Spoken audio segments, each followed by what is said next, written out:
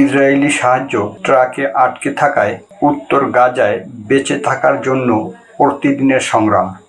যুদ্ধবিরতি সত্ত্বেও উত্তর গাজায় বাড়ি ফিরে যাওয়া ফিলিস্তিনিদের বেঁচে থাকার জন্য প্রতিদিনের সংগ্রাম মোকাবেলা করতে হচ্ছে। এদিকে ইসরায়েলি সেনাদের উপস্থিতির কারণে অনেকেই তাদের বাড়ি ফিরে যেতে পারছে না।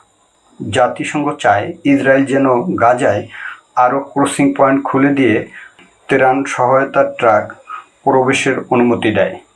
একজন কর্মকর্তা বলেন, যুদ্ধবিরতি চুক্তিতে উল্লেখিত সাহায্যের চাইতে গাজাবাসী সাহায্য পাচ্ছে অনেক কম। এদিকে চুক্তি মেনে চলার জন্য মার্কিন যুক্তরাষ্ট্র ইসরায়েলের উপর চাপ অব্যাহত রেখেছে। শীর্ষ কূটনীতিক মার্ক রুবিও সর্বশেষ দেশটি সফর করেছেন। অধিকৃত পশ্চিম তীরের নাবলুসের আশকার শিবিরে ইসরায়েলি সামরিক অভিযানের সময় একজন ফিলিস্তিনি কিশোরের মৃত্যু হয়।